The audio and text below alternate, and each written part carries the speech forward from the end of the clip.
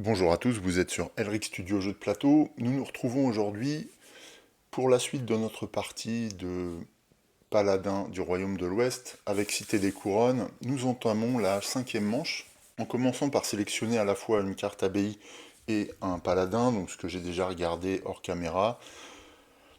Alors j'ai le choix, une carte avec criminel ou une carte sans criminel. Je pense que malgré les risques que ça comporte et les désavantages que ça comporte, je vais choisir la carte avec criminel qui m'apporte plus de variété, parce que il va me falloir quand même un certain nombre d'ouvriers pour aller chercher des points de victoire, car précédemment, si vous avez vu l'épisode d'avant, j'ai pris du retard sur les dernières manches vis-à-vis de notre adversaire, donc il va falloir rattraper ça et scorer impérativement, sinon on est cuit. Alors bien sûr, il va falloir commencer par se débarrasser des dettes, il va falloir permettre aux attributs de progresser sur la piste pour atteindre des paliers qui nous rapportent des points. Voilà, et donc pour ça, bien, donc aller chercher un peu d'influence là pour atteindre le 4, je vais missionner. Pour faire progresser la force militaire, je vais attaquer le viking. Ce qui m'a conduit à choisir un geôlier qui a 3 en force militaire. Donc 3, moi j'ai 5, donc je vais avoir 8, ce qui va me permettre d'attaquer justement. Des choses comme ça, enfin voilà, j'ai fait ce genre de petites stratégies. Par ailleurs, je vais commencer tout de suite la manche en allant chercher des faveurs du roi avant que Ranulf me coupe l'herbe sous le pied, parce que même si elle me coûte notamment celle-ci une, euh, une dette supplémentaire, ce qui bon, me pose un problème, mais je devrais pouvoir gérer ça, eh bien ça me rapporte quand même pas mal d'ouvriers et j'en ai impérativement besoin. Enfin, on va s'employer à avancer sur ces deux objectifs, c'est-à-dire les plus lucratifs par rapport aux ordres du roi. Je vais un peu laisser tomber missionner, même si je vais avoir besoin d'avancer dessus, mais c'est un petit peu secondaire quand même. Vous l'avez compris, je retiens Angelier, qui m'apporte ces deux ouvriers. Par ailleurs, j'avais un paysan avec moi, donc je récupère cette carte abbaye, ce qui signifie que je dois piocher une carte suspicion aussi, en espérant que ce ne soit pas une double, mais il y a quand même pas mal de doubles pièces qui sont sorties. Donc c'est une simple pièce, c'est ma seule carte suspicion, et je crois que lui il en a 3, donc j'ai un peu de marge quand même.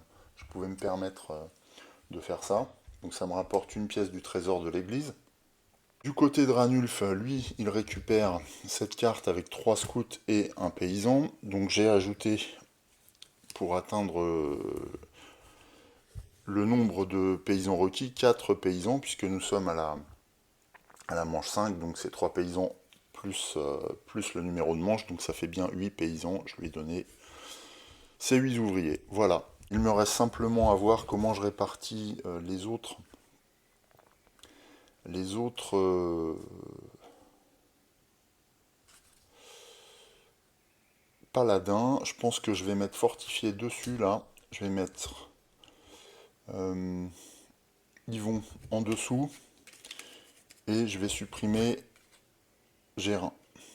Voilà, qui est très spécialisé mais qui m'intéresse moins. Nous pouvons entamer la première manche, donc sans hésiter, je vais aller chercher immédiatement une faveur du roi. Donc, je vais éventuellement utiliser un scout là. De toute façon, je vais en récupérer un pour solliciter la faveur du roi ici. Donc en échange d'une dette, je vais m'attacher les services de 3 nouveaux ouvriers. Un combattant, un marchand, et je récupère l'éclaireur que j'ai utilisé. Déjà à Ranulf, alors en principe, je sais pas s'il peut prendre des faveurs du roi, on va voir tout de suite. Non, lui il va attaquer. Alors ça m'arrange pas des masses. Alors il va attaquer le troisième. On voit ici, hein, il attaque le troisième envahisseur. Le troisième envahisseur, c'est le traître ici, qui est un ottoman. Donc ça me dérange moins. Alors, pour attaquer, il lui faut 3 ouvriers, donc ça c'est pas mal parce que cette attaque lui coûte assez cher, et en même temps, elle ne concerne pas un envahisseur qui m'intéresse. En force, il a 7, donc il est bien pour attaquer cet envahisseur-là, sans problème. Ceci lui rapporte un point d'influence et lui permet de rembourser une dette. Alors une dette Il n'en a pas à rembourser, elles sont toutes remboursées ces dettes. Ce qui signifie que quand il quand il peut rembourser une dette mais qu'il n'en a pas, ah non, c'est même pas rembourser une dette, c'est se débarrasser d'une dette. Donc quand il doit se débarrasser d'une dette, eh bien il récupère une pièce dans le... Enfin, il supprime une pièce dans le trésor de l'église, ce qui va déclencher l'inquisition. Mais il ne score pas grâce à cette pièce, hein, attention. Quand la pièce est barrée, il ne score pas. Par contre, il avance quand même de 1 son jeton. Il a déclenché l'inquisition. On regarde qui a le plus de cartes suspicion, c'est lui. Il a 3 cartes suspicion. Donc il en supprime... alors je sais plus comment ça se passe, c'est la moitié inférieure. Donc il en supprime une. Il récupère une dette. Moi je ne supprime pas de carte. Voilà. Cette attaque lui a quand même coûté cher. Alors en plus il n'est pas tombé juste du tout par rapport à nous. Je vais ensuite utiliser un marchand ainsi qu'une provision pour solliciter une deuxième faveur du roi qui nous permet, alors ça c'est celle de cette manche-là, hein, qui nous permet soit de développer, soit de récupérer 2 ouvriers. Alors, on va regarder, je dépense ma provision, j'en ai tellement que je peux me le permettre. Est-ce que je développe, sachant que ça va me rapporter un scout? Ça pourrait être pas mal. Et si je développe, à ce moment-là, je vais sur une action qu'il est très important pour moi de renforcer. Est-ce que je rassemblerai, par exemple? Oh oui, il y a pas mal de choses à faire. Effectivement, je vais développer, ou alors je prends des ouvriers. Ah, difficile. Non, mais là, je peux développer et donc économiser des ouvriers, donc c'est bien. Donc je vais développer ici, rassembler. Je récupère un scout. Ouais, j'ai des choix un peu difficiles à faire, mais en même temps, ils sont intéressants. C'est tout pour moi. Alors ce développement, en plus, m'approche du scoring ici. Hein, ça peut être intéressant. On verra ensuite ce qui va se passer. Aranulf. Nouvelle carte. Hop. Il veut établir une garnison. Alors il peut en dépensant 2 ouvriers. Voilà. Donc il établit une garnison. Ça lui rapporte 1 point de foi. Donc il atteint 6 score. Cette garnison, il essaye de la poser le plus à gauche possible en respectant ses ordres de priorité. Donc il cherche à recruter. En recruter, non, il n'y a pas de possibilité. Il cherche ensuite à rembourser une dette.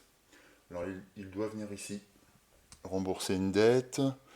Et est-ce qu'il peut? Il lui faut 7 en force. Et il les a.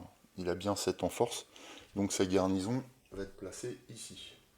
Ce qui lui permet de rembourser la dette qu'il vient de contracter immédiatement et de scorer par la même occasion. Il va falloir qu'on fasse de même, qu'on rembourse des dettes assez vite. Et pour ça, eh bien, je vais rassembler. Ça va me coûter une provision, mais je vais récupérer un ouvrier.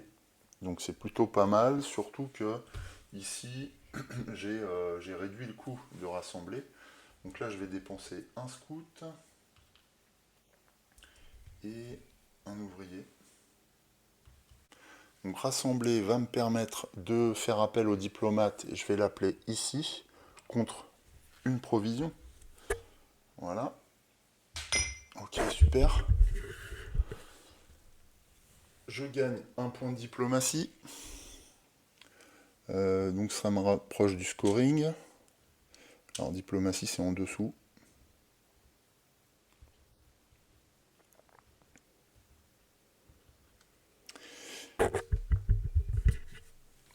Ça me permet de gagner un de ces bonus là. Donc là je vais rembourser une dette sans hésiter. Donc j'en ai 3. J'en efface une. Voilà. Donc je récupère un point de victoire. Ensuite je prends cet ouvrier et cette carte. Donc là le fait de récupérer la carte rassemblement. Donc l'ouvrier déjà c'est très bien. Et la carte rassemblement, je la stocke et c'est ma 3e carte. Il faudrait que j'en récupère encore une pour scorer un autre point. Enfin, je pose le diplomate sur la carte nouvellement révélée. Voilà. Je n'ai pas regardé si j'avais bien les prérequis, mais je pense que oui.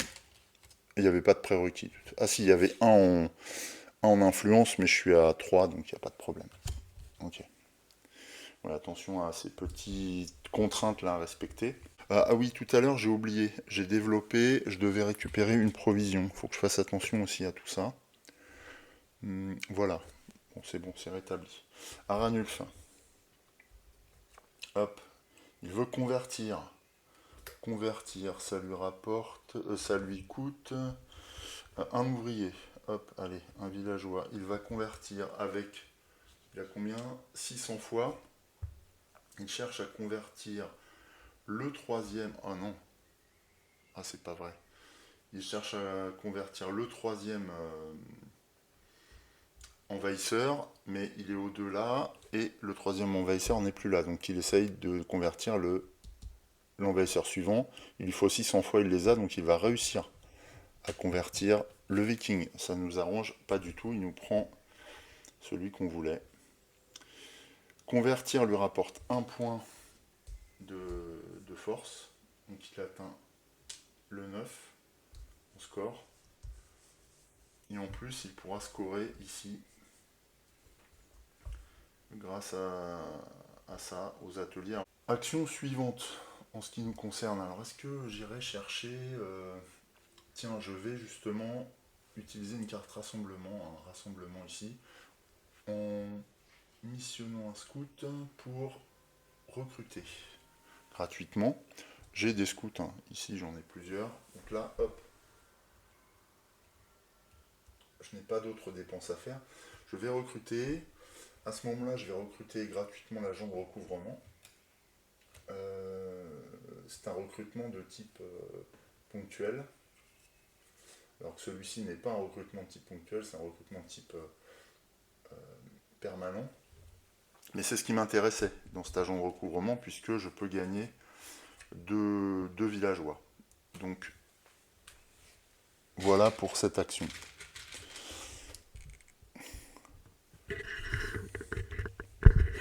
Donc là, j'ai quand même pas mal d'ouvriers encore. On continue. Staranulf. Hop. Et lui, il veut recruter aussi. Alors recruter, ça lui coûte un ouvrier. Il le met sur son plateau à gauche. Et donc, il va chercher à recruter le villageois qui est en 1, 2, 3, 4. 1, 2, 3, 4. Quatrième position. Sauf que là, il n'y a pas de carte, donc c'est cinquième position. Donc celui-ci. Oh, c'est pas mal. Ça lui permet de se débarrasser de 2 cartes suspicion, là, par le recrutement. Cet agent recouvrement, donc il se débarrasse de ses dernières cartes suspicion. Donc on est en danger. Nous aussi, il va falloir qu'on réfléchisse à ça. Il faudrait que je rembourse une de mes dettes encore. Alors pour ça, je pourrais tout à fait utiliser une absolution. Est-ce que j'ai autre chose à faire avant? Est-ce que je ne renforcerai pas avant? 3 en influence, je les ai. Donc je pourrais tout à fait fortifier, ça pourrait être bien. Fortifier, ça me coûte un seul scout. Je le fais immédiatement. En plus, c'est des bonus à la clé. Alors, je gagne un point de force militaire, ça c'est intéressant. Je peux virer une suspicion, gagner 2 pièces. Alors, une suspicion, gagner 2 pièces. J'ai qu'une suspicion et je vais certainement absoudre ensuite. Donc, je ne vais pas utiliser ça, je vais plutôt gagner les 2 pièces. Voilà, par contre, ça me coûte quand même une provision. Attention à payer. Donc, je vais gagner les 2 pièces. Ce qui m'amène à 4 pièces. Je pourrais éventuellement développer de nouveau. Quand je fortifie, je gagne un ouvrier de type villageois. Très bien. Donc là, j'ai dépensé un scout, mais j'ai gagné un villageois. Ce qui est vraiment excellent. Je continue. Ouais, je continue avec Ranulf. Il lui reste un ouvrier à Ranulf. On voit ce qu'il fait. Il veut répondre à un ordre du roi. Donc un ordre du roi, c'est d'abord fortifier. Lui, il a encore beaucoup de possibilités. Fortifier, fortifier, c'est où Voilà, fortifier, ça lui coûte un seul ouvrier, donc pas de problème. Il peut fortifier, il a bien 3. Il a beaucoup plus, hein. Il a 8 en influence, donc il peut fortifier cette zone-là. Allez, pas un recrutement, c'est tout ce que je lui demande. Oh la vache. Donc il gagne un point de force militaire et 2 ouvriers. Un point de force militaire, donc il avance, il score en même temps. Et un villageois ainsi qu'un marchand. En plus, dans son fief. Voilà. Ouais, ça m'arrange pas, ça va prolonger son tour. À nous, donc j'ai fortifié. Qu'est-ce qu'on pourrait faire qui soit le plus lucratif possible? On pourrait peut-être négocier là, c'est-à-dire récupérer des icônes. Alors celle-là, là-bas, est très très intéressante parce elle contient 2 icônes. Le prérequis c'est 3 en influence, j'ai 3 en influence, donc ça je pourrais négocier. Ça me rapporte 1 en diplomatie, grâce à cette icône. Mais ça me coûterait 3 pièces.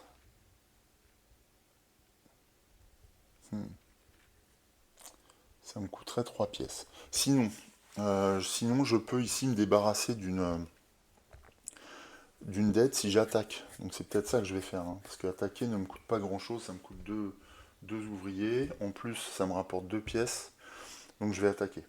Allez, hop, j'envoie une petite troupe à la rencontre de cette Byzantine, qui normalement est plutôt mon allié, mais là je l'attaque. Donc j'ai largement ce qu'il faut. Et donc en l'attaquant, je gagne un point d'influence. Alors ça c'est bien, ça me permet de scorer ici, sur la piste d'attributs. Ouais, je score là, je passe à 3, c'est pas mal. Et je peux me débarrasser d'une dette, donc de ce point de vue. Alors par contre là je vire la carte. Donc là par contre je ne score pas, mais c'est pas grave. Je préfère ça que d'emmagasiner des points négatifs. Donc c'est plutôt bien. Je me débarrasse de cette...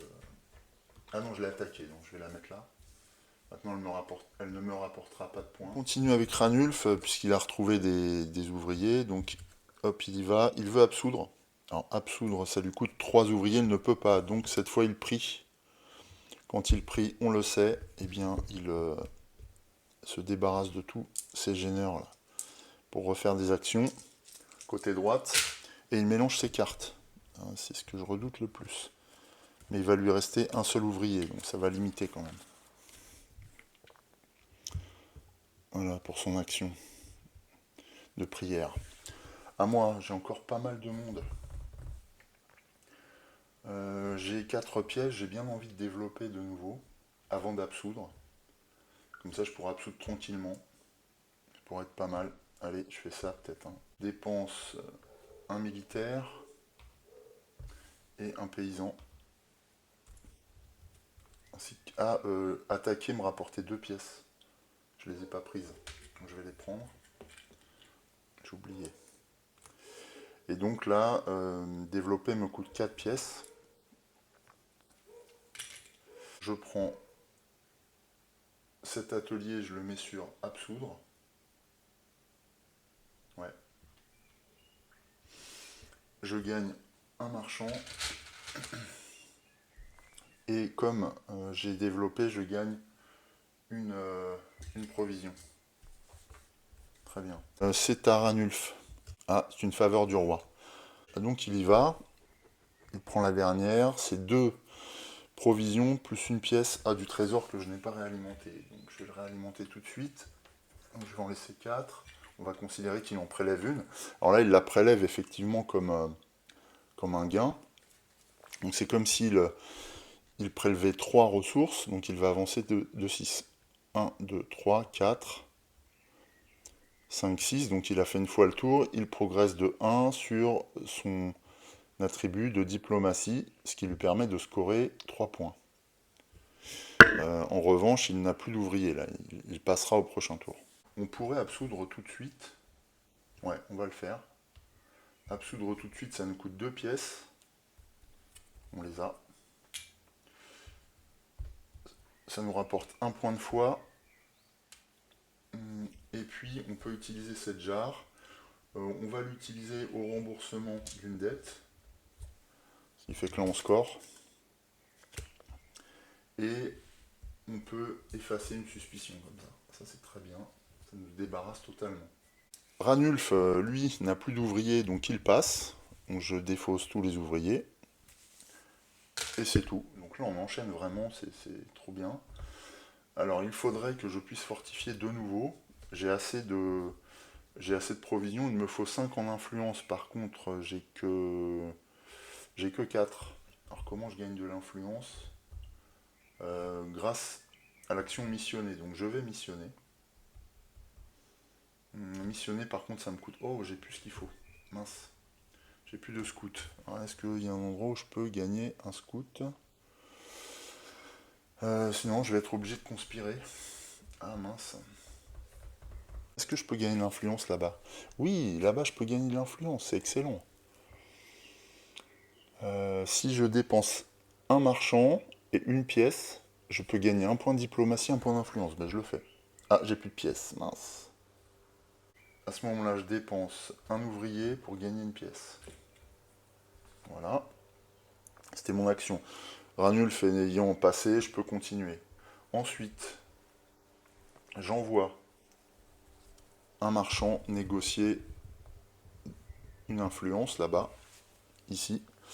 Donc je pose ce marchand. Je dois également payer une pièce, c'est la contrainte. Là. Donc je paye la pièce que je viens de gagner. Pour récupérer un point de diplomatie, alors là ça me permet de scorer, c'est vraiment bien. Un point de diplomatie, je vais dézoomer. Alors j'étais en influence là, tac. Remettre tout dans l'ordre.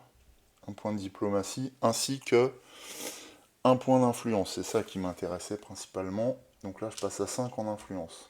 Pourquoi c'était bien de passer à 5? Parce que je vais pouvoir de nouveau fortifier. C'est ce qui m'intéresse. Alors fortifier, c'est un scout, par contre je n'en ai plus. Donc là je vais dépenser, alors que je ne me trompe pas, je vais dépenser mon combattant pour conspirer, c'est-à-dire récupérer un criminel, qui me servira, ainsi qu'une carte suspicion, qui me rapporte une pièce, hop, du trésor. J'aurais peut-être pu le faire avant pour éviter de dépenser un ouvrier, j'ai pas pensé. Je continue puisque Ranulf a terminé. Maintenant que j'ai fait ça, je vais... Ah, prier, ça me coûte 2 pièces, mince. Il me faut une deuxième pièce, comment je fais? 2 pièces, je pourrais recruter là-bas, mais j'ai déjà recruté ou pas? Non, j'ai pas déjà recruté. Euh, ouais, je vais recruter à ce moment-là, simplement ici. Ce qui me coûte une pièce pour recruter l'architecte.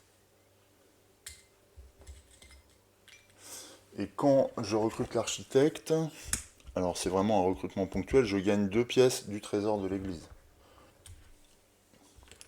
Voilà. Mais, alors c'est dangereux, mais c'est les 2 pièces qu'il me fallait pour prier. Ok. Je continue, Ranulf ne pouvant jouer. Je prie. Donc ça me coûte 2 pièces. Et je débarrasse l'action de fortification du scout. C'est tout. Je n'ai pas d'autres... non. Et je joue enfin mon criminel sur l'action fortifiée. J'ai bien 5 en influence. Je dépense 2 provisions. Comme je fortifie, je vais gagner un villageois. Et je récupère une carte. Ok, alors je récupère une carte, c'est un point de force militaire et un combattant, ce qui est pas mal. Un combattant, un point de force militaire, ce qui m'approche d'un scoring plus important. Il me reste donc 2 ouvriers disponibles. Je pense que je vais les garder pour le tour suivant parce que là, je ne peux plus prier, je ne peux pas faire d'action là, c'est des actions à 3. Ce que je n'ai pas fait, c'est négocier. Ça, c'est embêtant. Mais la carte était chère, elle va avancer cette carte-là, j'essaierai de la prendre à la prochaine manche. Et voilà, j'ai fortifié 2 fois, donc je suis presque au 5 demandé par le roi. Je n'ai pas converti par contre. J'ai converti qu'une fois, donc ça je vais pas l'atteindre. Il y a peu de chance. Et missionné non plus. Ouais, donc les ordres du roi, je suis en retard. Ce que je vais faire, c'est que je vais réinitialiser la manche suivante hors caméra pour gagner du temps et on redémarre tout de suite. Nous sommes prêts à démarrer la 6e manche. Donc j'ai révélé une nouvelle faveur du roi, donc j'ai injecté une nouvelle carte chez Ranulf, évidemment. Cette faveur du roi permet contre un prêtre de défausser une suspicion et de gagner 2 pièces depuis le trésor de l'église. C'est pas celle qui m'intéresse. Je vais plutôt m'orienter vers celles qui me font gagner des ouvriers, je pense. Au niveau du recrutement, donc on commence à récupérer des paladins que j'avais précédemment mis en dessous. Je vais retenir Renaud, je pense, pour négocier une nouvelle fois. Pourquoi négocier? Parce que ça me permet d'aller recruter ici et donc de récupérer éventuellement d'autres ouvriers. Donc ça me plaît bien. Voilà pourquoi je vais retenir Renaud. Je prends donc les ouvriers correspondants. J'ai 3 en diplomatie, 1 en foi supplémentaire. Ça, c'est pas génial. Mais voilà, négocier ne coûte pas de pièces, c'est vraiment pas mal. Et je veux absolument récupérer cette carte-là. Par rapport à mes autres paladins, je vais conserver Ivoire dessus, Anséis qui permet de fortifier dessous, fortifier sans coût de provision, et je vais me débarrasser de Girard, donc, qui permet de chasser et de gagner davantage de provisions, mais j'en ai pas mal de provisions, donc je risque de ne pas en avoir besoin. En termes de recrutement, alors forcément, je vais avoir besoin de variété, mais je vais quand même privilégier l'offre avec le vassal, en ce qui me concerne. Ce qui signifie que Ranulf, lui, gagne 2 prêtres et 2 marchands, que j'accumule avec 5 autres personnages. Donc il a 9 ouvriers à disposition ce tour. Et nous sommes prêts. Donc sans hésiter, je vais chercher cette faveur du roi. En dépensant un guerrier. Voilà. Donc je gagne je remporte, je récolte une dette, mais je recrute un scout, un marchand et un combattant que je mets dans ma réserve d'ouvriers. C'est à Ranulf.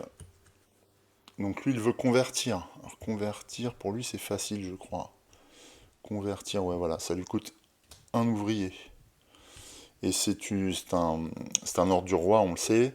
Donc convertir avec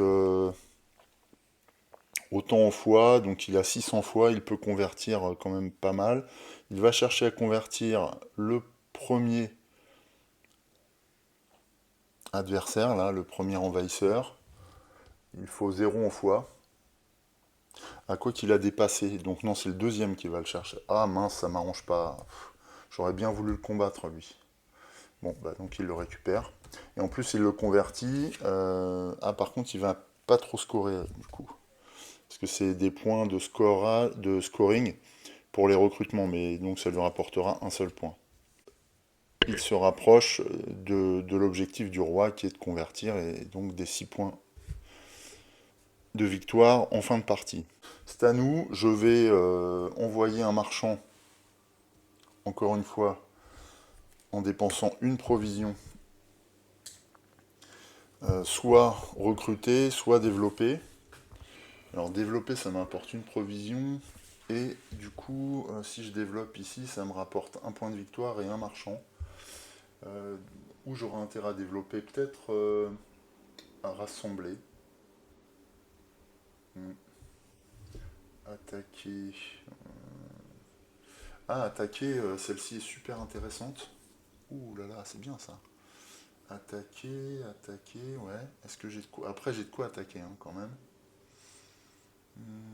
Non, je vais recruter. Je vais prendre deux ouvriers, donc c'est un prêtre et un combattant de nouveau. Voilà. grâce à cette faveur du roi. Ranulf, lui aussi, agit. Ah, il prie, tout de suite. Bah, il a raison, hein, je ne vais pas me laisser faire. Donc il prie. Ça lui permet d'initialiser son plateau de droite. Il n'y avait qu'un ouvrier, mais c'est surtout, ça lui permet aussi de reconstituer sa pioche. Donc voilà, ça je le fais, je remélange hors caméra, hein, et puis on continue. À nous. Je pense que je vais attaquer la Viking là. Donc il me faut 7 en force. Je les ai, en force militaire. Donc attaquer la... Ici, je vais mettre 2 combattants. Voilà. Donc j'attaque. Avec 7 en force, je suis très très bien. Je gagne 1 en influence. Ça me permet de scorer, c'est très bon. Ainsi que 2 ouvriers, dont un villageois et un prêtre. C'est excellent. Ouais, excellent, excellente attaque. En plus, c'est un viking, donc je vais scorer en fin de partie grâce à mon conquérant. Ranulf, vas-y, abat tes cartes. Il rassemble. Ah ouais, alors ça lui coûte 3 ouvriers, c'est le bon côté. On va mettre un peu de tout. Qu'il lui en restera 4. Et alors, quand il rassemble, qu'est-ce qu'il fait déjà lui Rassembler. Ah oui, lui, il va collecter. Ouais, c'est ça. Il va collecter en fait une carte. Alors, en fait, quand il rassemble, on regarde les icônes de cartes de rassemblement. Donc, il est sur la deuxième. Donc, il cherche à collecter celle-là. Il a bien le prérequis. Donc, il appelle le diplomate. Il gagne 1 point en diplomatie, justement. Alors, 1 en diplomatie. Voilà. Et un autre point en diplomatie. Donc, il va scorer. Ouh la vache, il score tout de suite. 9 points de victoire. Pouh, c'est énorme. De plus, il récupère cette carte. Donc c'est sa première carte rassemblement. Voilà. C'est la première fois qu'il fait cette action. Et voilà. Et le diplomate est là. Alors ça, c'est un nouvel icône. Si j'envoie un scout ici, je peux me débarrasser d'un de mes villageois, mais en activant, finalement, ces bonus de recrutement ponctuel. Donc je vais peut-être me débarrasser de la missionnaire, là. Ouais.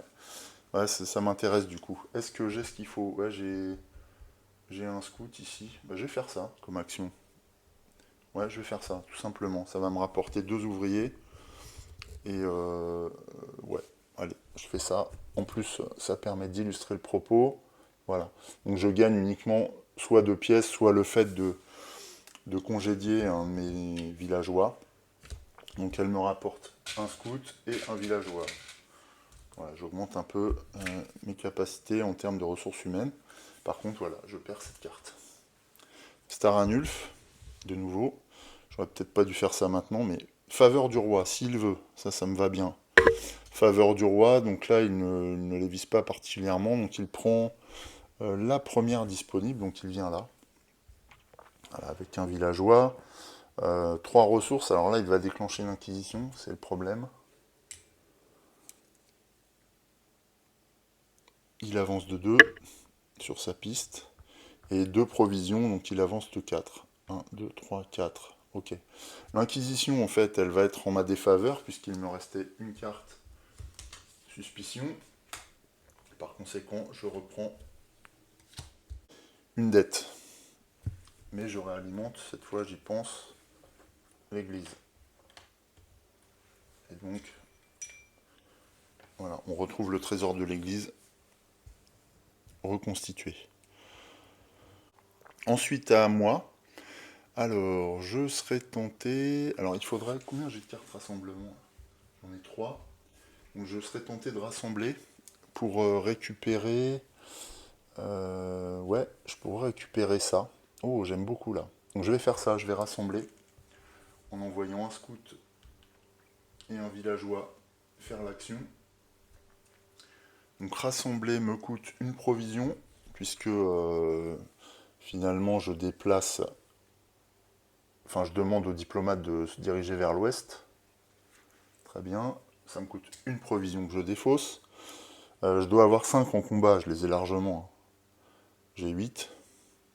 J'ai 7 plutôt. Donc je gagne un point de diplomatie. Ça me permet d'avancer un petit peu sur la piste d'attributs. Et je gagne le droit de recruter ponctuellement. Je pense que je vais prendre la sentinelle là, pour gagner un combattant et un ouvrier. Et un paysan. Un combattant, un paysan. Donc là j'ai un max. J'ai un max d'ouvriers. C'est très bien. Et un ouvrier, l'ouvrier qui était dessus. Voilà. Et oui. Donc je récupère ma carte rassemblement, le scout qui était dessus, et le diplomate, lui, fait son office, s'installe, plein ouest. Ok, c'est Aranulf. Il missionne. Ouais, toujours les ordres du roi. Donc missionner pour lui, c'est un ouvrier. Il envoie un moine, il gagne un en influence. Donc là encore, il score. Ce moine, il va chercher... alors il a combien en foi? Il a 7 en foi. Donc il peut venir jusque dans cette région. Ses priorités, c'est le recrutement, il n'y en a pas. Enfin, recrutement de villageois, il n'y en a pas. Remboursement de dette, il n'y en a plus non plus. Donc il va chercher à recruter 2 villageois. Oui, il peut le faire ici. Pénible. Donc là, c'est un villageois et un éclaireur qu'il récupère. Ah, il fait mal, hein. Il fait très très mal. Les mécaniques de l'automa sont super bien conçues. Et elles nous heurtent à chaque fois, quoi. Chaque fois qu'il fait une action, il nous rentre dedans. Après, je regardais, je peux missionner moi aussi pour gagner des pièces, ça pourrait être pas mal. En plus, missionner ne me coûte pas grand-chose. Cela dit, j'ai besoin de mes provisions pour renforcer... Ah oui, il faut que je fasse mon action de renforcement là. Attention, j'ai 6 en influence, il va falloir que je gagne un peu d'influence. Eh bah si, donc je vais missionner, hein. Ça me coûte 3 ouvriers. Moi, je les ai de toute façon, on y va. J'ai rien de mieux à faire avant. Si, je dois négocier avant. Ouais, je veux négocier avant parce que j'ai peur qu'ils me prennent ma carte. Alors, pour récupérer cette carte-là et donc les 2 icônes, je dois avoir 3 en influence. Je suis à 6, pas de problème. Je dois payer une pièce. Je l'ai. Donc je fais ça. Alors, pour négocier, je dois envoyer mes émissaires, un marchand, un combattant et un villageois. Je dois payer cette pièce. Ce qui me permet de récupérer cette négociation-là. Je gagne 1 en diplomatie, donc je score. Ça, c'est bon. Et c'est tout. Ainsi que ces 2 icônes. Alors, ce qui est bien là, c'est que donc avec 3 icônes, je vais scorer 5. Et lui ne score, il a que 2 icônes, donc il score que 2. Donc je rattrape un peu mon retard en termes de négociation. Il n'est pas dit que ce soit suffisant, mais au moins ça permet quand même de combler un peu les écarts. Ensuite, c'est à lui, hein, justement. On va voir. Convertir. Convertir, ça va être son 5e slot. Alors convertir, il l'a pas déjà fait, non. Donc ça lui coûte un seul ouvrier. Il cherche à convertir, sachant qu'il a 7 en foi. 7 en foi, il pourrait convertir les 2 byzantins là. Et il cherche à convertir celle qui est tout à fait à droite. Bah, c'est un viking, mais c'est impossible, donc il revient au début de la ligne, donc il va convertir le barbare. Cette conversion lui rapporte 2 points de force militaire. C'est monstrueux, plus les points de l'objectif. La conversion, c'est 6 points. Donc 6, et là il prend 2, donc ça fait 8 points sur cette action. C'est redoutable. Ouais. Là, une action comme ça, là je prends cher. Alors, comme il a atteint cet objectif, il ne va plus le viser, hein. Ensuite, il en visera un autre. Quand un objectif est complété, en fait, il cherche l'objectif tout de suite à droite, donc le plus lucratif possible. À mon tour, alors, est-ce qu'on absout maintenant? Non, on va fortifier nous aussi. Ouais, on va fortifier avec... alors, c'est un scout.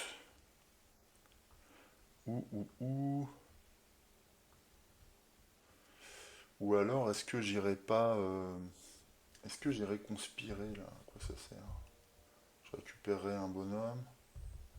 Ouais, ça pourra m'être utile, je vais pas le faire maintenant. Alors, absoudre. Non, pas encore. pour rembourser une dette. Je le ferai après absoudre avec mon vassal là. En plus, ça m'a coûté une pièce de moins. Il faut que je gagne des pièces. Alors, pour aller chercher des pièces, ouais, alors j'ai ça. Hein. Pour aller chercher des pièces, ouais, sinon je conspire. Sachant que je peux tomber sur quelque chose qui ne me rapporte rien. Où est-ce que je peux gagner des pièces sinon? Commercer, une pièce, ça me suffit. Euh, Sinon, je recrute l'acolyte là. Ouais, mais non. Chaque fois que je missionne, je peux dépenser. Ah non, je sais ce qu'il me faut, je vais missionner. Puisqu'il faut que je récupère un point d'influence pour pouvoir ensuite fortifier. Donc, j'envoie la troupe nécessaire, enfin la délégation nécessaire. Je récupère ça. Je prends un point d'influence, c'est ce qui m'intéressait en priorité. Il faut que j'avance encore sur l'influence et sur le score militaire pour atteindre les 9 là. Et donc j'ai ce moine à disposition. Ah, bah ce moine peut partir récupérer des pièces, sachant que j'ai 4 en foi. Donc je peux m'orienter par là ou par là. Je vais récupérer... ouais, lui, les pièces, c'est pas sa priorité. Donc je vais récupérer ici, comme j'ai les moyens de le faire. Ou ici. Ça n'a pas d'importance. Ok, hop, je vais venir là. Je récupère 2 pièces de la réserve. Ce qui va m'arranger quand même. Je me demandais comment récupérer des pièces tout à l'heure. Bah, j'ai bien fait, voilà. Alors ça m'a coûté une provision par contre. Hop, je dépense une provision. J'en ai plus que 2. Ça va être chaud. Mais j'ai gagné l'influence qu'il me faut pour fortifier. Ça c'est bien. Ensuite, lui il veut prier. Bah, il l'a déjà fait. Donc il ne peut pas refaire une action de prière. Donc il passe. Il veut recruter. Ça il peut. Donc il vient ici, recruter. Et il vise là, voilà, c'est simple, la dernière carte la moins chère. Donc ça lui rapporte un combattant, tout simplement. Qui leur amène à 3 ouvriers disponibles cette manche. Alors nous, bon, on va fortifier, ah oui, avec mon vassal. Alors ça m'économise une provision, c'est vrai. Donc là, au lieu de 2 provisions, je vais en payer qu'une. J'ai bien mes 7 en influence, puisque là je suis à 7. Donc je peux piocher une carte. Oh, pas mal, ça me rapporte 2 points de force militaire. Donc je score 1, 2. Pas mal du tout. Bon, j'aurais eu besoin d'ouvriers, mais encore que j'en ai quelques-uns. Par contre, négocier ne coûte pas de pièces. Je vais récupérer ma pièce tout à l'heure. J'ai dépensé une pièce alors que négocier ne coûtait pas de pièces. Je la récupère. Je suis en train de voir ça. Ouais, j'ai oublié. Ouais, c'est le problème. Des fois, j'oublie de regarder. Bon. J'ai fortifié, donc je gagne un villageois. Ouais, c'est bon. Très bien. Alors, j'ai encore tout ça. Convertir, ça pourrait être pas mal, ça, que je convertisse. À moins que j'attaque de nouveau. Et pour ça, il faut que je prie. Ça me coûte 2 pièces. Et je pourrais attaquer notamment le viking là. Il faut 9 en combat. Je les ai. J'ai pile 9. Ouais, ça peut être bien. Hein. Bon, je peux faire ça, mais c'est pas à moi. C'est un Ranulf. Qui établit une garnison. Alors, établir une garnison. Est-ce qu'il peut? Oui, ça lui coûte 2 ouvriers. Donc, établir une garnison, ça lui rapporte 1 point de foi. Donc, il score. Et puis, il va chercher. Donc, il a combien? Il a 10 en capacité militaire. Donc, il peut aller jusque dans cette région. Il va essayer de rembourser une dette. Mais il n'en a pas remboursé. Donc, non, recruter d'abord. Mais il n'y a pas de recrutement. Rembourser une dette. Il n'en a pas. Donc, il s'en fout. Prier. Ah, non. Réinitialiser le... Ah non, prier. Ah, s'il fait une action prière, ça fonctionne du coup. Bah ça, il le cherche. Et il y a une action prière ici. Il a bien assez. Donc là, il prie, ce qui lui permet de réinitialiser son plateau. Ouf.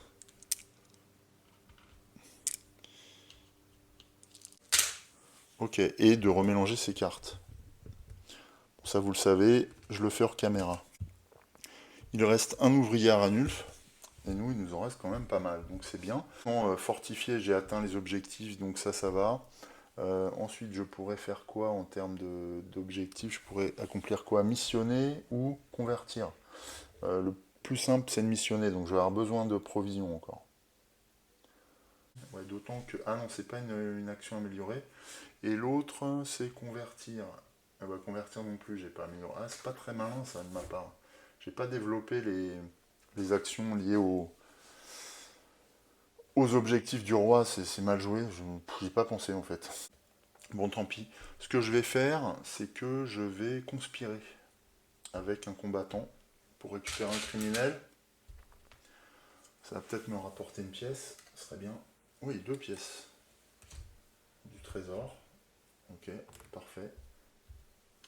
À Ranulf, il lui reste un ouvrier, donc on va voir ce qu'il fait. Établir une garnison, il ne pourra pas. Donc il va commercer, gagner une pièce. Ah bah ça va le faire scorer encore. Purée, il fait le tour.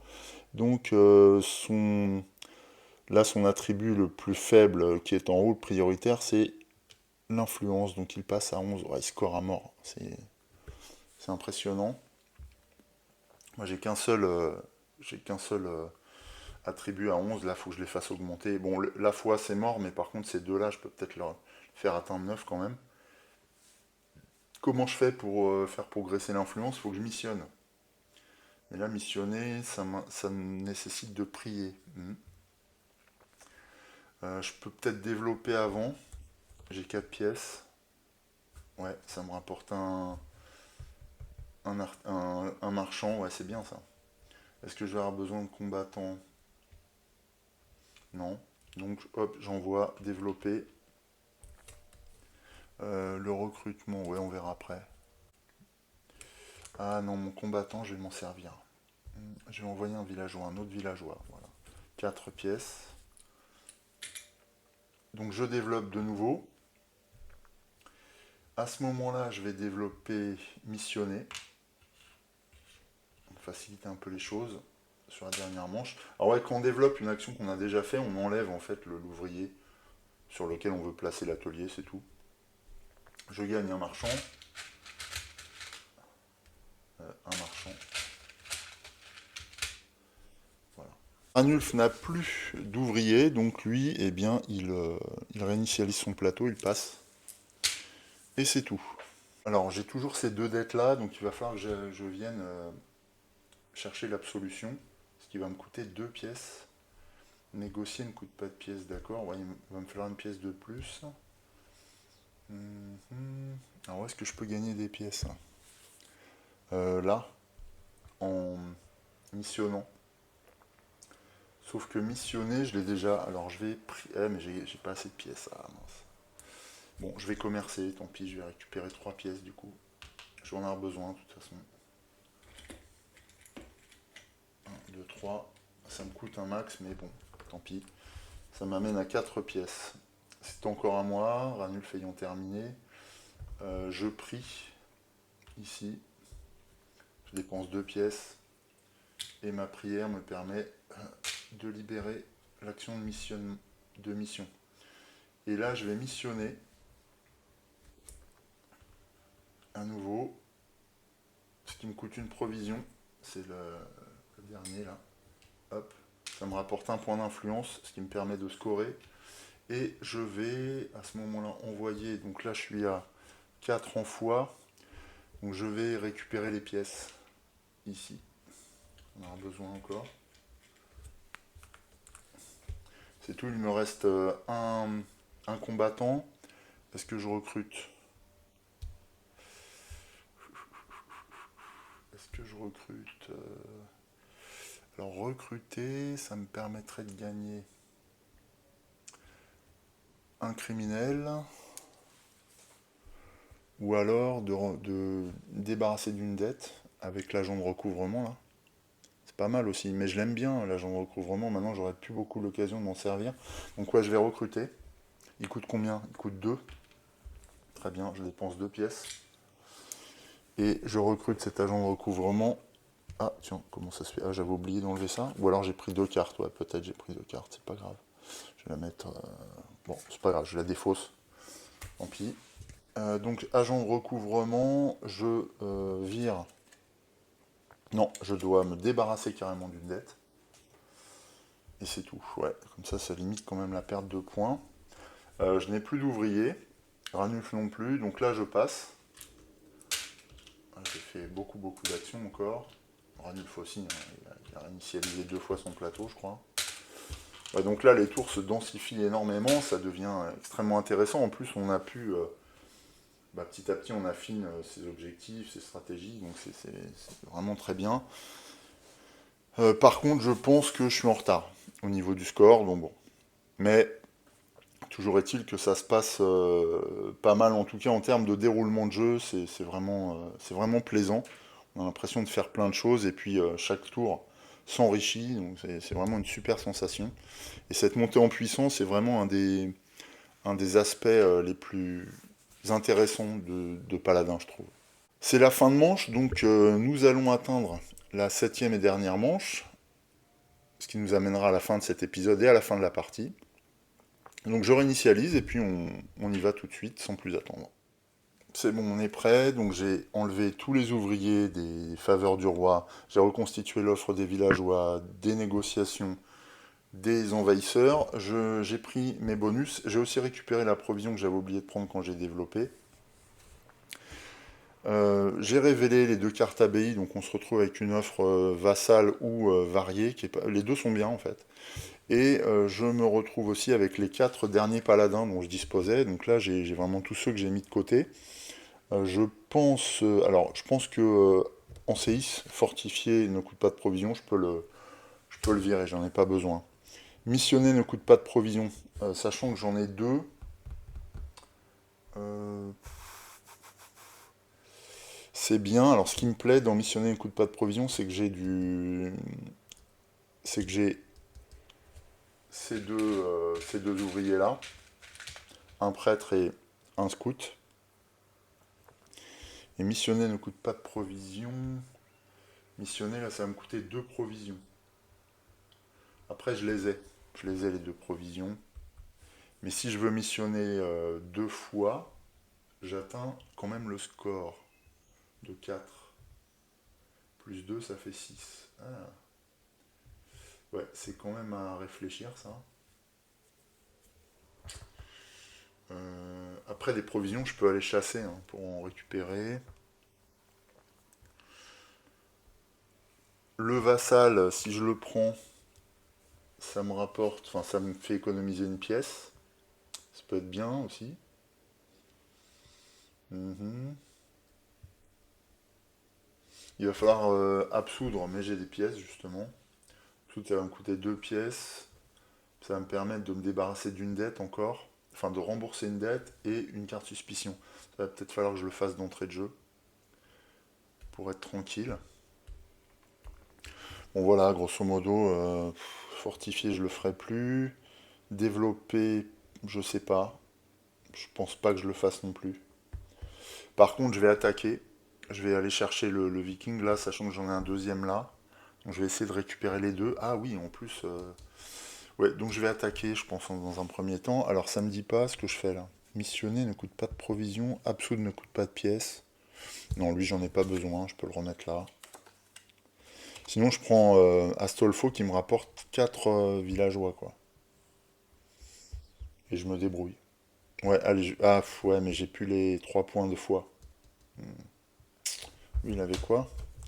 Ouais, ça c'est chaud en fin de partie, il faut que je prenne vraiment ce qui m'intéresse le mieux. Ouais, je suis un peu faible en foi, si je fais pas ça, je vais être limité ici là. Donc je vais prendre, tant pis, je vais prendre Ivoire. Non, Yvon, c'est lui qui va être activé. Donc je prends ces 2 ouvriers là. Qu'est-ce que je fais d'autre? Je prends le vassal et les villageois. Voilà, donc ça c'est utilisé. Lui récupère ses 4 ouvriers plus 6, 6 villageois supplémentaires et 4, 10. Et on est bien, Astolfo, je peux le mettre là. Et cette fois on est prêt. Donc c'est à moi, je vais tout de suite, tant pis, je vais contracter une nouvelle dette. Ouais, je vais contracter une dette. Ah.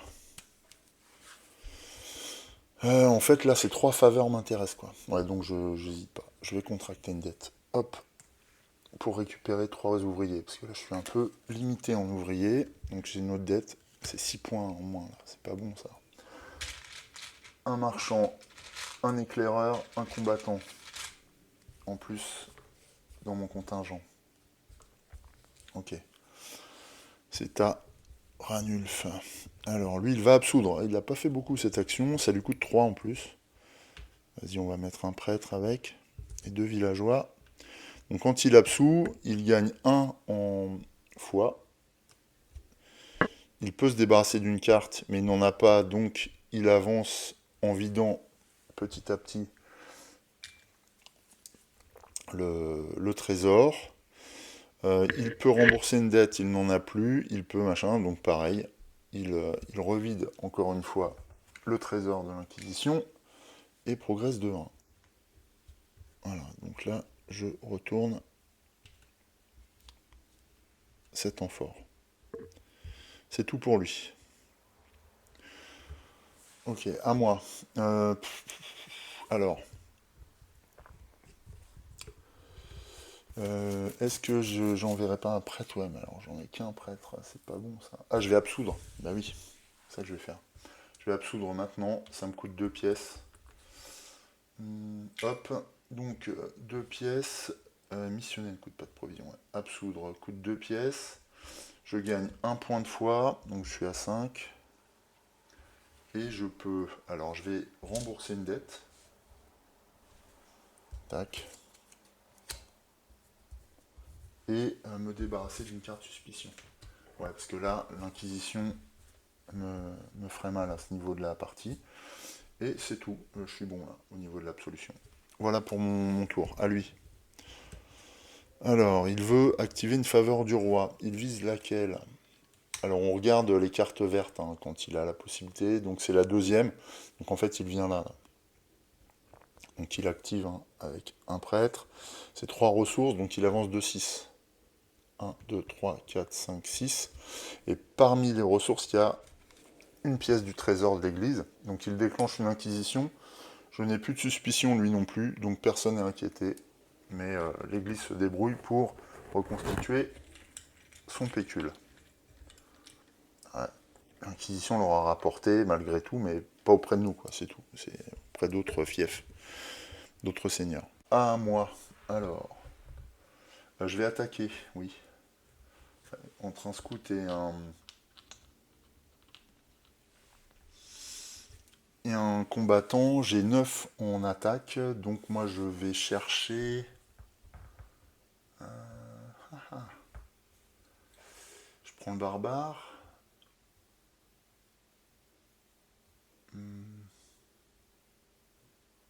Ou le maraudeur. Je prends le maraudeur pour le moment. Donc quand j'attaque, ça me rapporte 1 en influence. Donc ça c'est bon parce que ça me fait scorer. J'atteins 9. Et ça me rapporte un criminel. Ok. Plus cette carte qui va me permettre de scorer aussi. Plus une carte suspicion avec une pièce. Ok, bon, la carte suspicion c'est pas grave. La pièce c'est toujours bienvenu. Très bien. Voilà qui est fait. À lui. Faveur du roi. Ok, si tu veux. Alors, bon, il prend la suivante. Ah non, il prend celle du bout. Attends. 1, 2, 3, 4, 5. Oui, de toute façon, il prend celle la plus à droite possible. Voilà. Donc lui, ça lui permet de prier. Ok. Ah, ça libère l'absolution. Et donc, il mélange ses cartes.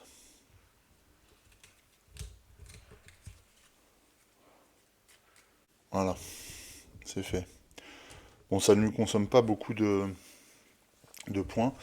Nous, qu'est-ce qu'on fait là? Est-ce que j'irai... ouais, non, j'ai besoin de mon... J'ai besoin de mon prêtre pour missionner. Missionner ne coûte pas de provision, donc je vais envoyer le prêtre et un villageois. Missionner, donc c'est 1 en influence. Je passe à je score, c'est bon. je score, et je dois dépenser... Alors, ça ne me coûte pas de provision, donc je dépense rien, et je vais, à ce moment-là, donc j'ai combien en fois? J'ai 5 et 3, 8, donc je vais venir là. Oh, je peux rembourser une dette, c'est bon ça. Ouais, je vais rembourser une dette, je suis tenté par les pièces, mais je vais rembourser une dette. Plus intéressant en termes de points de victoire. Voilà. Très bon. Donc là, j'ai plus de dettes, c'est très très bien ça. Ranulf. Ordre du roi. Alors on sait qu'il a déjà accompli celui-ci. En plus là, il est complètement à droite, donc il va chercher forcément le plus rentable, donc il va chercher à fortifier. Fortifier pour lui, c'est un ouvrier. Ça lui rapporte. Donc un point militaire et remboursement d'une dette qu'il n'a plus, 2 pièces. Donc un point en militaire, ouais, score. Il explose les scores. Et 2 pièces, là encore il score. Donc 1, 2, 3, 4. Et il avance au niveau de l'attribut le plus faible. Donc c'est la diplomatie qui atteint les 9. Ouais. Donc là il prend 6 à 9, il prend... Ah non, il prend 3 points de victoire encore. Ouais, ouais, je vais avoir du mal à le concurrencer sur la piste d'attribut. Mais c'est pas fini, il faut pas lâcher. Après, à moi, alors, j'irais bien négocier. Est-ce que j'ai une capacité? Convertir, ouais, ça m'intéresse pas. Fortifier, non plus. Non, par contre, je pourrais peut-être récupérer un icône encore. Qu'est-ce qui me manque? Ah, il me manque l'icône de commerce. Pour avoir 4 icônes, ce qui me rapporterait 9 points. Ou alors je rassemble avant. Rassembler, ça me permet de recruter notamment... Ah, mais j'ai plus de rouge ici. Sinon... Ah, mais j'ai du scout, donc je peux faire appel à lui. J'utilise les 2 provisions dont je dispose. Et donc je peux venir là. Je peux venir là. Ah, il n'y a pas d'ouvrier, ça c'est dommage. Sinon, sinon, je viens là. Ça me permet de gagner un en... Non, ça c'est lui. Un en diplomatie, ouais. Bon, pourquoi pas. Un ouvrier,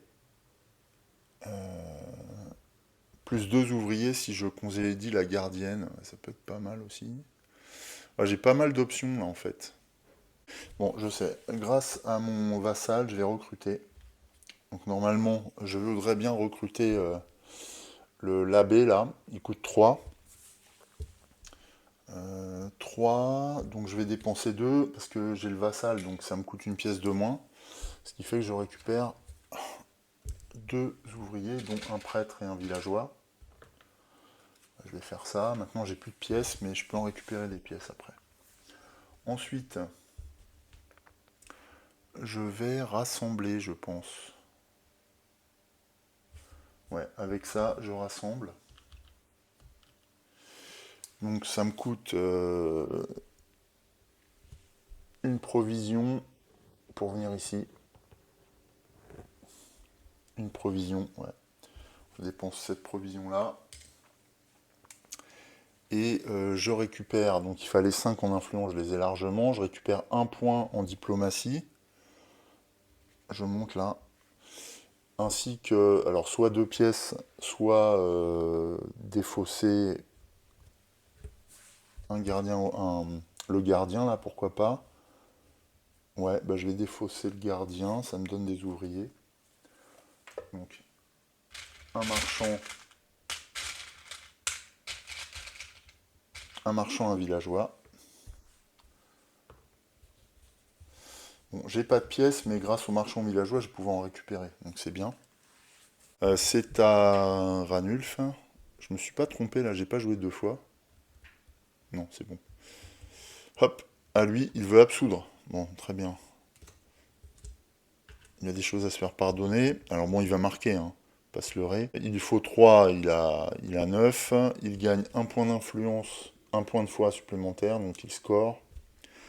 Il veut rembourser Non, il veut défausser une suspicion, il n'en a pas, donc il progresse ici et il défausse une pièce du trésor, toujours.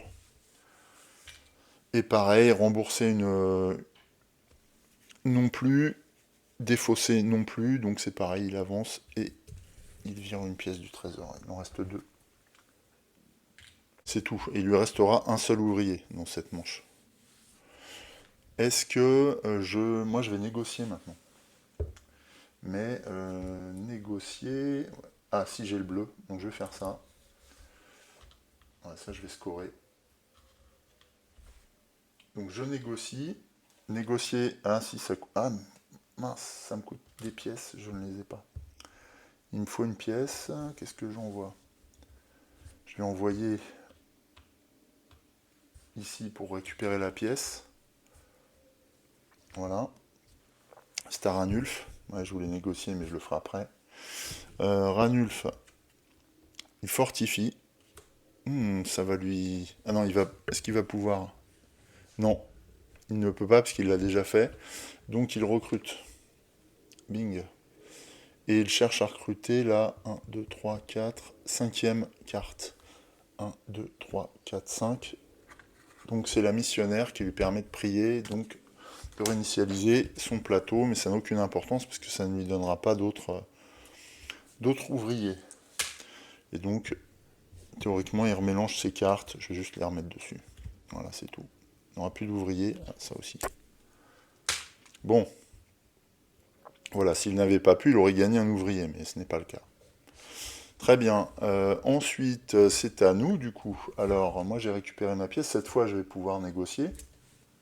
Donc là, grâce à mon criminel et à mon marchand, je peux négocier. Je dépense la pièce nécessaire. Pour récupérer cette carte, il me fallait 6 en puissance militaire. Je les ai, je suis à 9. Ça me rapporte 1 en diplomatie. Donc là, je score, c'est bon. Et donc, 1 point de commerce. Alors ça, c'est très très bien, puisque je glisse. Donc c'est comme si je faisais appel à d'autres nobles, en fait. Et donc là, je vais avoir 1, 2, 3, 4 icônes différents. Donc je vais scorer 9 points. C'est excellent. Ranulf a passé, il ne joue plus. Non, il passe plutôt. Voilà, donc je lui enlève son dernier ouvrier. C'est fini pour lui. C'est à moi, il me reste un prêtre. Alors avec un prêtre, qu'est-ce que je peux faire? Pas grand-chose. Si je peux conspirer pour fortifier de nouveau, éventuellement. Non. Conspirer, missionner, je n'ai plus de quoi. Là je ne peux pas, là je ne peux pas. Non, non, je peux plus rien faire. Ouais, non, je ne peux plus faire grand-chose. Non, c'est fini. Là, j'arrive au bout. Donc, je passe. Ce qui fait que je débarrasse mon plateau de tous mes ouvriers. Et nous atteignons la fin de partie. Voilà, il me reste une provision, ce qui est rien du tout. Voilà l'état de ma piste d'attribut. Voilà l'état de la piste d'attribut de Ranulf. Ce que je vais faire, je vais prendre de quoi écrire parce que calculer le score, c'est quand même tout un truc à Paladin. C'est dommage qu'il n'y ait pas de petit carnet, y compris dans la big box, qui reprennent tous les éléments de scoring. Mais en fait, je vais faire une petite fiche maison, quoi, c'est pas grave. Et on pourra regarder qui l'emporte. J'ai quand même le pressentiment que c'est Ranulf qui gagne à cause de sa piste d'attribut. On se défend pas mal, mais ça va pas être suffisant, je pense. On va voir en tout cas. Voilà, c'est parti pour le calcul, sachant que j'ai récapitulé tous les critères de scoring là sur la gauche, et j'ai souligné les deux éléments apportés par l'extension Cité des Couronnes, à savoir rassemblement et négociation, à savoir ces deux actions-là. Les rassemblements, on va compter le nombre de cartes, et la négociation, on va compter le nombre d'icônes. Tout simplement, c'est assez simple. Voilà. On commence par les ordres du roi atteints. Alors, en ce qui nous concerne, donc je suis première colonne, deuxième colonne, c'est Ranulf. Alors, en ce qui nous concerne, on a atteint la fortification uniquement, puisque même les missions, là, on n'a pas réussi à faire la 5e étape. La conversion non plus, donc ça nous apporte 8 points. Pour, euh, pour Ranul Fluy, alors il convertit, il ne missionne pas et il ne fortifie pas complètement. Donc finalement, convertir, c'est 6 points. Ah ben, je pensais qu'il ferait plus que ça, hein. C'est ça, hein, ouais, 6 points. Donc c'est un peu moins que nous.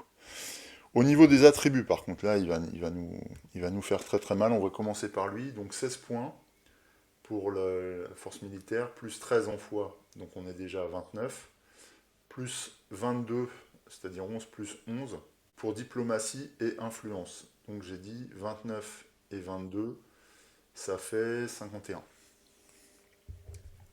Ça tabasse. Nous, on va être très loin de ce score. Alors, nous, en foi, on a 3, plus 9 en diplomatie, donc 12, plus 11 au niveau militaire, donc ça fait 23, plus 13 en influence, donc 23 et 13, 36. Donc là, on avait pris 2 points d'avance, mais là, on a 20 points de retard, quoi. Ok, bon. Les ateliers. Alors lui, atelier, il ne score pas. C'est un lieu de score qui ne prend pas en compte. Nous, on a 1 point pour les ateliers. Les dettes. Alors il en a 3 remboursés. Et nous, on en a 5 de remboursés. Donc là, on a un peu compensé notre retard de 6 points. De 4 points même par rapport à lui, puisqu'il score. Mais ça ne va pas suffire pour l'instant. Les pièces, alors c'est 1 point pour 3 pièces, je crois, mais j'en ai qu'une. Donc là, c'est réglé. Et lui ne score pas non plus. Les moines. Donc la piste de mission, je ne gagne rien, et lui non plus. Donc c'est 0 et 0. Piste de fortification. Il ne gagne rien, il n'a pas atteint le 5e niveau. Moi, je gagne 1 point. À 1 point, et est-ce que j'en ai d'autres? Oui, plus 2, donc ça fait 3. Ouais, 3 points en tout. Et lui, alors est-ce qu'il a gagné des points? Je me souviens plus, on va regarder. Non, il n'a pas gagné de points, donc 0. Au niveau des garnisons, bon, j'ai rien gagné, j'ai pas du tout mis en garnison. Et lui, il n'atteint pas le niveau requis pour scorer. L'absolution, je ne gagne rien. Lui non plus. Les envahisseurs, alors par contre, moi les envahisseurs, je gagne 1 point par viking vaincu. J'en ai 4, je crois. C'est ça, j'ai 4 vikings vaincus. Donc je gagne 4 points pour cet envahisseur-là. Alors lui, au niveau des envahisseurs, il score normalement, donc il gagne 1 point pour chaque. 1 point plus 1 point pour chaque ordre du roi, donc là ça fait 2. 1 point pour 4 points de foi. En foi, il a. Alors il atteint les 10, donc ça lui fait 2 points, donc 4. 1 point par atelier, donc 4 et 3, parce qu'il a 6-7 ateliers, donc 4 et 3, 7. 1 point par recrutement, ça il ne gagne qu'un point, donc 8. Et 1 point par ottoman vaincu, il en a vaincu combien? 1 ou 2, 3. Pouh la vache. Donc j'ai dit combien? 8, donc ça fait 11 points. Pouh, il me défonce là. Voilà, rassemblement, il n'a qu'une carte, donc il ne gagne rien. Et négociation, il a 2 icônes, donc il gagne 2 points. Négociation, 2 icônes, 2 points. Nous, pour la négociation... Alors, on a quoi encore à compter? Pour la négociation, donc on a 4 icônes, donc une fois 9 points. Négociation 9. Et rassemblement, je crois qu'on a 4 cartes. 5 même. 5 cartes rassemblement, donc on gagne 1 pour 2 cartes rassemblement. Donc c'est 2 points supplémentaires. Bon, on va être derrière. Bon, voilà. Ouais, on est quand même assez nettement derrière, je pense. Voilà, c'est tout. Donc finalement, c'est assez simple. Encore une fois, c'est juste dommage qu'il n'y ait pas ce petit carnet de score, parce que c'est assez simple finalement à récapituler. Il faudrait que je me fasse une feuille propre. Mais bon, ça va bien de noter ça à la main. Je fais le calcul et puis on voit qui gagne à la finale. 23 20 et 5, 73. Ah, purée. Voilà, donc résultat des courses, eh bien, c'est Ranulf qui gagne à plus 5. Ah, il manquait pas grand-chose. Ouais, c'est la manche 4 qui me coûte la partie, je pense. Là, j'ai senti que j'avais pris du retard à ce moment-là. Et puis, c'est aussi un moment où je n'ai pas finalement trop pris en compte le besoin de scorer. Donc, mon retard, il est surtout ici, en fait, quoi. J'aurais avancé un petit peu plus sur la piste de foie. En avançant là, je rattrapais mon retard. Et en fait, il me manque une action missionnée. Bon, bah, c'est tout, hein. C'est comme ça. Voilà. Alors, j'étais en mode standard. Donc ce qui est pas mal, c'est pas un mauvais score. Je me suis quand même bien amélioré. Jusque-là, j'avais réussi à gagner seulement au niveau facile. Bon, là, je suis vraiment aux portes de la victoire, donc je suis assez content. C'est un jeu, plus on joue, plus on progresse, plus on sait ce qu'il faut faire en fait. Et alors ça, on va en reparler dans la conclusion, mais c'est vrai que j'ai l'impression que l'extension Cité des Couronnes, en nous amenant beaucoup de possibilités en plus, en tout cas m'a donné une sensation de faciliter le jeu, en fait, parce qu'on a quand même des recours qu'on n'avait pas dans le jeu de base, et donc on a d'autres solutions qui s'offrent à nous.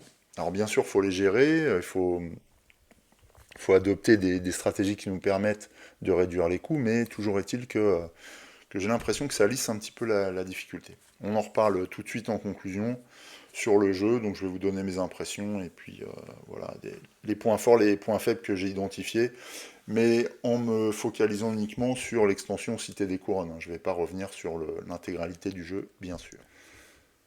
La conclusion porte strictement sur les apports de Cité des Couronnes et sur les éléments contenus dans la Big Box.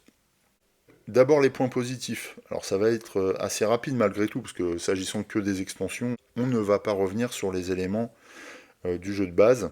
Cité des Couronnes accentue encore la profondeur de jeu en apportant des options supplémentaires pour le joueur. Donc forcément, ça c'est toujours intéressant pour qui aime les jeux de Chum Phillips. D'autant que dans ce cas-là, je trouve les mécaniques vraiment sympathiques, ainsi que la proposition liée au matériel, et puis voilà l'iconographie proposée. Tout est simple en fait, tout est concentré sur ce petit plateau, donc on n'est pas perdu quant à la façon d'appréhender et de mettre en œuvre les nouvelles règles. Ça, j'ai bien aimé le fait que ce soit concentré sur un plateau. Au niveau du plateau du joueur, pas de problème non plus. Idem pour l'automa. Tout est parfaitement limpide. Et ça, c'est vraiment une très très grande qualité parce que ajouter une extension à un jeu existant n'est jamais simple et souvent porteur de quelques difficultés d'intégration, mais c'est pas du tout le cas pour Paladin. Paladin, donc, dont l'aspect intimidant se confirme quand on se laisse porter par le visuel, mais en même temps, ce qui se confirme aussi, c'est sa fluidité et sa simplicité de prise en main, quoi. Donc voilà. Après, en ce qui concerne la mise en œuvre des combinaisons et puis le choix des stratégies, bien sûr, il faut un peu d'expérience, mais appréhender les règles n'est vraiment pas un problème. Quand on fait un tour de jeu avec un joueur débutant, il s'y retrouve assez facilement. Alors évidemment, quand on joue avec des gens novices, Paladin vaut mieux éviter, je pense, d'utiliser Cité des Couronnes, mais voilà, parce que c'est des règles supplémentaires tout simplement. Mais c'est possible, hein, c'est possible de mon point de vue. Donc le deuxième point, je viens d'en parler, du coup, indirectement, les règles sont faciles à intégrer dans une partie. Donc les règles de Cité des Couronnes, hein, on l'a vu, on a utilisé les trois nouvelles mécaniques, donc les cartes de rassemblement qui se comportent un petit peu comme les faveurs du roi, il suffit de poser un ouvrier dessus et ça déclenche les bonus en fonction des contraintes de coût qui sont reportées sur les cartes. L'action de rassembler, elle est simple et c'est peut-être la plus intéressante en termes de possibilités et de mécaniques, puisque si on s'organise bien, elle est riche, puisqu'elle déclenche plusieurs bonus, on peut récupérer un ouvrier, voilà. Et puis on peut réduire les coûts selon le moment où elle est déclenchée. Par contre, si on s'y prend mal, c'est une action qui peut vite coûter cher. En plus, elle rapporte aussi des points. Donc c'est grâce aux cartes qu'on cumule comme ça à côté de son plateau. Donc c'est une action extrêmement puissante, euh, tant au niveau du gameplay qu'au niveau du scoring.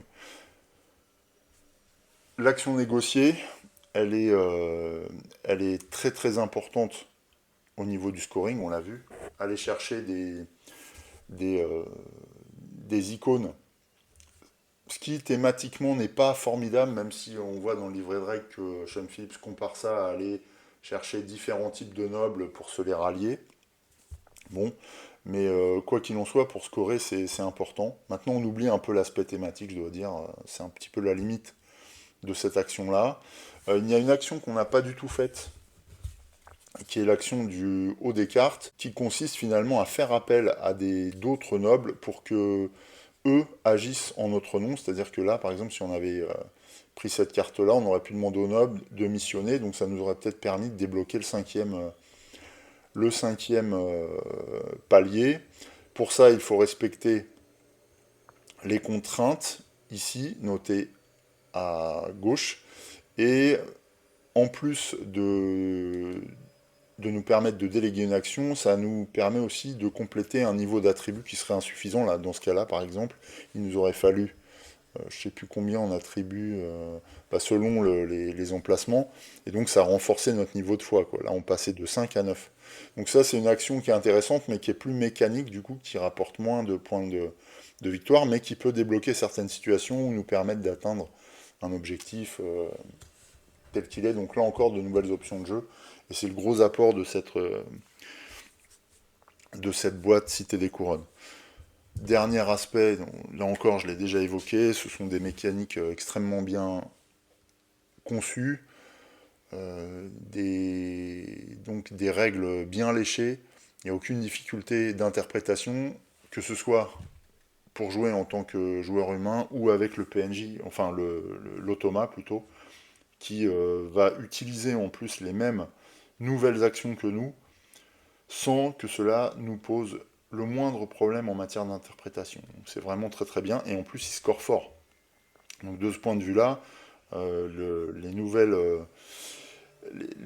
actions proposées par Cité des Couronnes sont très bien équilibrées, qu'on joue en multijoueur ou en solo, quoi. Donc c'est vraiment agréable de ce point de vue-là.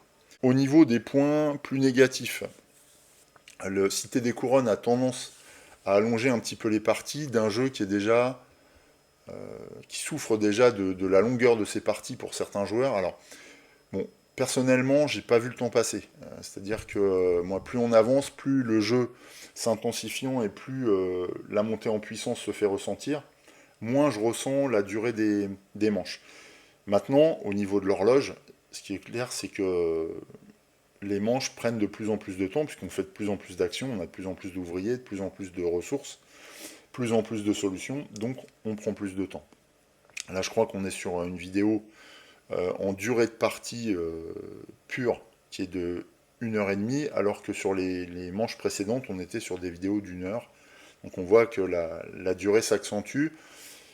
Bon voilà, ça demande aussi peut-être aux joueurs un investissement supplémentaire, mais c'est pas étonnant, hein, quand on commence à... Enfin, c'est comme toutes les extensions, quoi. On commence à ajouter des éléments à un jeu, il ne faut pas s'étonner que celui-ci soit alourdi un petit peu, ce qui confère aussi à ces extensions un côté expert, en tout cas, ce qui les réserve à des joueurs initiés, c'est évident, de ce point de vue-là, parce que je suis pas sûr qu'un joueur non initié serait capable de jouer 4 heures à Paladin, parce que je pense qu'à 2 ou 3, il faut 4 heures.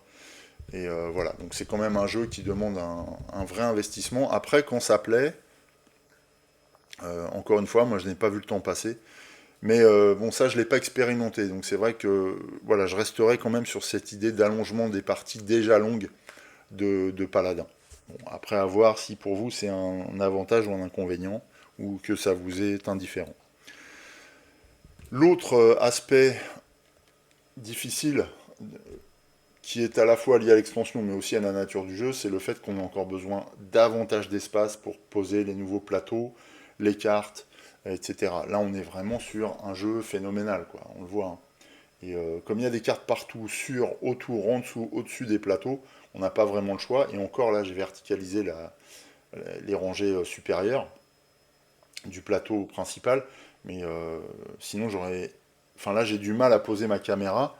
Et c'est vrai que ça, c'est la difficulté du jeu. Parce que si, par exemple, j'avais voulu jouer à 4 joueurs, je sais pas où on aurait mis les plateaux joueurs, quoi. C'est clairement, il aurait fallu que je mette 2 tables, sachant que ma table de jeu est une table pliante, en fait. Donc j'aurais pu mettre 2 tables, hein. C'est d'ailleurs comme ça que je conçois les choses, parce que je sais que j'ai des gros jeux. Et donc je mets 2 tables pliantes, l'une à côté de l'autre, pour nous ouvrir un peu l'espace, parce que sinon, sur des jeux de ce type-là, on évite de dépasser. C'est vrai aussi pour un jeu comme ISS Vanguard, ou comme sur Arceus, par exemple, qui demande énormément de place, avec les terrains, avec le matériel à mettre à disposition, etc. Donc, de toute façon, Paladin n'est pas le seul jeu de cet acabit, mais quand il s'agit d'un jeu type euro, c'est quand même une particularité de Paladin que de prendre autant de place que ça, quoi. Voilà, bon, enfin, ça peut être encore un aspect gênant pour certains joueurs. Enfin, en point qui est à la fois négatif et positif, on va dire, c'est un point un peu mitigé, on va dire, c'est le rangement dans la big box. Alors le rangement dans la big box, il est efficient, je vais vous le montrer. C'est-à-dire qu'on peut ranger dans la big box tout le contenu du jeu, que ce soit le jeu de base ou l'extension, il n'y a pas de problème, tout tient. Voilà, je vous montre. Il y a assez de compartiments, il y a assez de place, tout rentre. Par contre, je trouve les compartiments pas très bien pensés, c'est-à-dire que là par exemple, quand on va ranger les ateliers, je ne sais pas si vous voyez tout en haut là, je mets tous les ateliers, ben, ceux-là dépassent, donc ça se balade un peu dans la boîte. Des choses comme ça, donc il y a quelques compartiments qui ne sont pas très bien étudiés, on a l'impression que le thermoformage est fait pour plusieurs jeux. Bon, au-delà de ça, c'est pas très très grave, hein, mais encore une fois, ce qui nous intéresse dans une beatbox, c'est pouvoir ranger tout le matériel de manière à peu près cohérente. Ça fait le taf, et bon, de ce point de vue-là, en plus, elle n'est pas très chère, je crois qu'elle coûte 10 ou 15 euros. Donc c'est quand même un investissement très raisonnable pour pouvoir ranger un jeu qui nécessite vraiment un vrai rangement, quoi. Ce que j'ai apprécié aussi dans la Big Box, c'est l'apport des vassaux, qui est un moyen de lisser la difficulté, notamment pour des joueurs moins expérimentés. C'est-à-dire que lorsqu'on joue avec des joueurs qui ont moins souvent joué que soi, eh bien on peut leur laisser l'initiative de prendre les vassaux, quoi, par exemple. Ça facilite quand même pas mal d'actions. On l'a vu, hein, dans ma partie, en réduisant les coûts notamment, et puis en apportant cette dimension un peu joker de l'ouvrier. Donc là, je les ai utilisés, c'est ce qui me permet aussi de me rapprocher au score de l'automa, parce que l'automa est quand même assez sévère, on va dire, à Paladin. Donc bon, voilà, je trouve que les vassaux sont un bon apport. Quand on joue en multijoueur face à des joueurs qui ont moins souvent joué, on peut leur laisser l'utilisation des vassaux, et puis nous opter pour une carte ABI classique qui ne comporte pas ce genre d'avantage, quoi. Ça peut être un moyen de lisser un petit peu aussi le niveau de tout le monde. Je n'ai plus grand chose à dire en matière de points positifs et points négatifs. Globalement, j'ai un peu cette sensation, mais je l'ai déjà évoqué, c'est que ajouter Cité des Couronnes, dans la mesure où ça apporte beaucoup d'options de jeu supplémentaires pour les joueurs, j'ai la sensation que ça m'a facilité les choses, et donc que ça facilite la vie des joueurs, donc que ça lisse un petit peu la difficulté. Voilà, parce qu'on a plus de solutions simplement qui s'offrent à nous pour arriver à nos fins. Donc c'est vraiment ce que je retiens. Ce qui m'amène à une conclusion globale, est-ce que Cité des Couronnes est indispensable pour les joueurs qui aiment Paladin ou pour les joueurs qui aiment les jeux de Shem Phillips? Alors, en tant que tel, Cité des Couronnes n'est pas indispensable, puisqu'elle apporte simplement des mécaniques supplémentaires qui ne sont absolument pas révolutionnaires. D'ailleurs, le matériel est assez proche de ce qu'on trouve dans le matériel de base. Donc, indispensable, non. C'est-à-dire qu'on peut tout à fait s'en passer. Paladin propose déjà énormément d'heures de jeu et puis une opposition sérieuse, il n'y a pas de problème, surtout quand on monte dans les niveaux de difficulté. Maintenant, est-ce qu'elle vaut le coup à l'achat? Pour des joueurs qui apprécient particulièrement Paladin et qui aiment ce type de jeu et qui aiment évoluer aussi au niveau du scoring, je pense que oui. Voilà, moi, je n'ai plus envie de jouer sans Cité des Couronnes parce que, justement, toutes ces nouvelles options ont un côté vraiment satisfaisant et plaisant qui permet de débloquer certaines situations. Il y a moins de frustration euh, dans, dans, dans le, dans le déroulement de la partie, puisque Cité des Couronnes comporte des clés supplémentaires qui permettent vraiment d'aller plus loin que ce qu'on aurait atteint en principe en jouant uniquement avec le jeu de base. Donc de ce point de vue-là, oui, c'est une extension que je recommande et qui permet aussi de passer certains paliers. Donc on est quand même sur quelque chose qui accentue le plaisir de jeu, simplement, quoi. Voilà, ce sera le mot de la fin. Il ne me reste plus qu'à vous souhaiter une très belle journée. Surtout, prenez soin de vous. Pour ceux qui ont la chance de partir en vacances, eh bien, très bonnes vacances. Quant à moi, je vous embrasse. Je vous dis à bientôt. Salut!